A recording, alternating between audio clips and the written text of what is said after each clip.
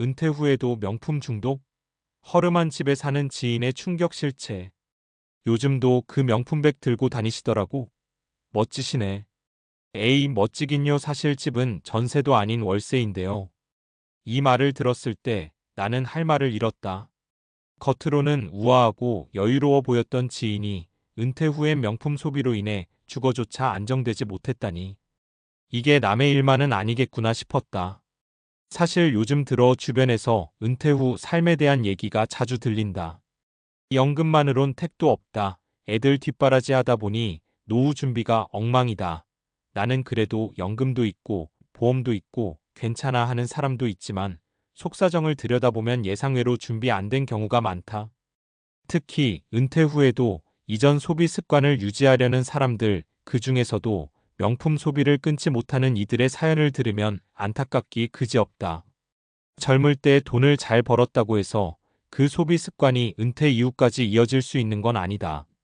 현실은 훨씬 냉정하다. 은퇴하면 줄어든다는 건 착각. 은퇴하면 소비도 줄어들 거라 생각하는 분들이 많다. 일도 안 하니 외식비도 줄고, 출퇴근 안 하니 교통비도 줄고, 옷도 안 사게 되겠지라는 식이다. 그런데 실제로는 오히려 지출이 늘거나 유지된다는 연구 결과도 많다. 왜일까? 의료비 나이가 들수록 건강에 문제가 생기고 병원 갈 일이 많아진다. 약가, 검사비, 병원비는 생각보다 크다. 자녀 지원, 결혼자금, 손주 돌봄, 유학 지원 등 자녀에 대한 지출이 여전히 계속된다. 소소한 소비의 지속 젊을 때 누리던 소비 습관이 쉽게 바뀌지 않는다. 명품, 미용, 여행 등은 여전히 유혹적이다. 그 중에서도 명품 소비는 중독처럼 남는 경우가 많다. 다른 건 다 줄여도 남들이 알아봐주는 가방, 시계, 의류는 끊기 어렵다. 왜냐면 그걸 통해 나는 아직 괜찮다는 자존감을 유지하려는 무의식이 작동하기 때문이다. 사례 1. 허름한 집에 사는 명품 중독 지인. 서울 모처의 60대 초반 지인 어 씨는 교직에서 정년 퇴직한 후 비교적 괜찮은 퇴직금을 받았다. 연금도 나오고 건강도 양호한 편이었다. 그런데 문제는 소비 습관이었다. 교직에 있을 때부터 명품 브랜드에 대한 애착이 컸던 어 씨는 은퇴 후에도 루이비통, 샤넬, 에르메스 등 고가 브랜드 제품을 꾸준히 샀다. 정작 사는 집은 오래된 다세대 주택 반지하였고 재정 상태는 갈수록 불안해졌다. 자녀에게 집 해줄 여력은 없고 본인도 사는 집은 늘 전전했다. 그런데도 내가 어떻게 동네 시장 가방을 들고 다녀? 라는 생각에 본인의 재정 상황과 맞지 않는 소비를 계속했다. 결국 몇 년 뒤엔 연금 일부를 선지급받아 명품을 사고 카드값을 돌려막다 빚까지 지게 됐다. 지금은 기초연금 외엔 사실상 소득이 없다. 사례 2. 70대 부부, 30년 전 생활 그대로. 다른 예도 있다. 70대 부부인 B씨 부부는 둘 다 대기업에 다니며 안정적으로 은퇴했다. 퇴직금도 꽤 있었고 소형 아파트도 마련해뒀다. 겉보기엔 노후 걱정 없어 보였다. 문제는 생활 수준을 낮추지 못한 것. 주 1회 이상 외식, 계절마다 해외여행, 고급 식재료로 가득 찬 냉장고, 취미 생활비까지 빠듯한 연금으론 감당이 안 됐다. 퇴직금은 10년도 안 돼 거의 소진되었고 지금은 생활비 때문에 아들이 매달 100만 원씩 송금해주는 상황. B씨는 은퇴했어도 젊었을 때처럼 살아야 한다고 말하지만 자식 세대의 짐이 되는 게 현실이다. 이 경우는 명품 소비는 아니었지만 은퇴 후 삶의 구조를 젊었을 때처럼 유지하려 했다는 점에서 본질은 같다. 사례 3. 소비를 멈추고 삶이 바뀐 60대 여성. 반면 C씨는 전혀 다른 길을 택했다. 60세에 보험사에서 은퇴한 뒤 자신의 삶을 돌아보며 철저히 소비 습관을 점검했다. 명품도 좋아했고 외식도 자주 했지만 이제는 이 나이에 명품이 뭐가 중요하냐며 소박한 삶을 선택했다.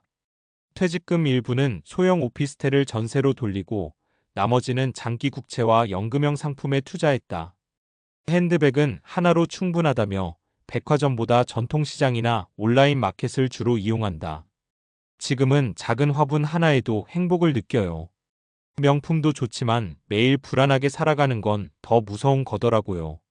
이제 C씨는 자녀에게 경제적으로 의존하지 않고 스스로 삶을 즐기며 사는 중이다. 소비를 멈춘 게 아니라 소비의 방향을 바꾼 것이다. 소비를 바꾸는 것이 자존심을 버리는 게 아니다. 은퇴 후에도 소비 습관을 유지하려는 심리는 당연하다. 그게 자존심처럼 느껴질 수도 있다. 하지만 진짜 자존심은 나 스스로의 삶을 유지할 수 있는 능력에서 나온다. 명품을 들고 다니지만 주거가 불안정한 삶, 고급 식당에 익숙하지만 자녀에게 손 벌려야 하는 상황, 겉으론 멋있어 보이지만 속으로는 신용대출에 시달리는 현실. 이런 것들이 진짜로 자존감을 높여주는 삶일까? 우리가 은퇴 후에 지켜야 할 건 체면이 아니라 독립과 안정이다. 지금 당장 바꿀 수 있는 세 가지 소비 습관. 브랜드보다 기능과 내구성 중심으로 소비하자. 명품이 아닌 가성비 좋은 브랜드들도 요즘은 품질이 충분히 좋다. 내가 나를 위해 쓰는 돈의 정의를 바꾸자. 소비가 아닌 저축, 투자, 건강관리에도 돈을 써야 진짜 나를 위한 소비다. 주변과 비교하지 말자. 명품은 결국 비교에서 비롯된 욕망이다. 나와 내 삶의 기준을 세우는 게 진짜 품위 있는 삶이다. 맺으며 은퇴 후 삶은 멋질 수 있다. 다만 방향을 잘 잡아야 한다. 은퇴는 끝이 아니라 새로운 출발이다. 그 출발선에서 우리가 지켜야 할 건 지속 가능한 삶이다. 겉모습보다 중요한 건 내 삶의 뿌리가 얼마나 단단한가이다. 명품을 좋아해도 좋다. 다만 그 명품이 내 노후를 위협하게 해선 안 된다. 나의 가치를 진짜로 빛내는 건 브랜드가 아니라 내가 만든 삶의 내용이다. 지금까지 은퇴 후 명품 중독과 소비 습관에 대해 이야기했으니 이어서 은퇴 후 재정 관리와 소비 습관의 변화가 노후 삶의 질에 미치는 영향에 대해 논리적이고 과학적인 근거를 바탕으로 말씀드리는 게 자연스럽고 도움이 될 것 같아요. 은퇴 후 재정 관리와 소비 습관 변화가 노후 삶의 질에 미치는 영향. 은퇴 후 삶의 질을 결정하는 데 있어 재정적 안정성은 무엇보다 중요합니다.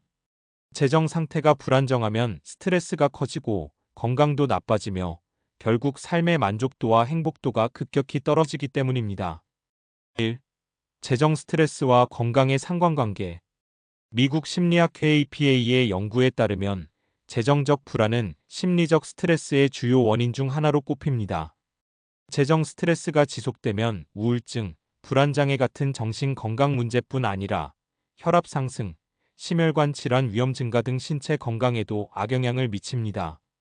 즉, 경제적 어려움은 단순히 돈 문제를 넘어서 건강과 직결된 문제라는 점에서 심각합니다. 2. 소비 습관 변화가 뇌에 미치는 영향.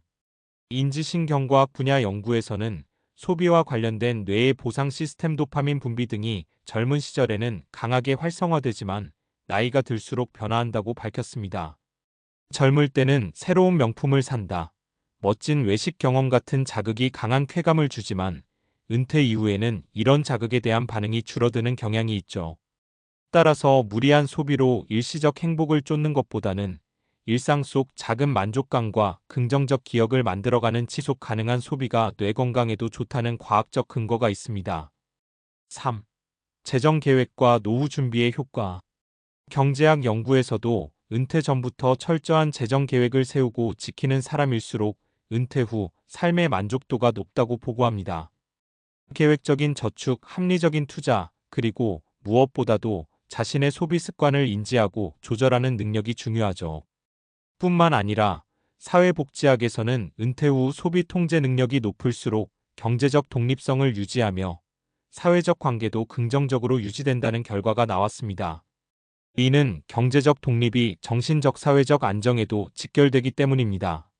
그래서 우리가 할 수 있는 건 내 소비 습관을 객관적으로 점검하기. 지금 당장 가계부를 써보거나 지난달 카드 내역을 확인해보는 것부터 시작. 소비를 줄이기보다 소비의 질 바꾸기. 꼭 명품이 아니어도 만족감을 주는 다른 취미나 경험 찾기. 전문가 도움받기. 재무 상담이나 노후 설계 전문가와 상담해 내 상황에 맞는 계획을 만드는 것이 매우 효과적.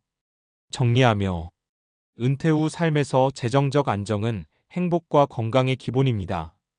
명품 소비처럼 즉각적인 만족을 줬는 습관을 바꾸는 건 쉽지 않지만 과학과 연구는 분명히 말합니다. 지속 가능한 소비와 재정 관리가 바로 진짜 행복과 건강한 노후의 열쇠라는 것을요.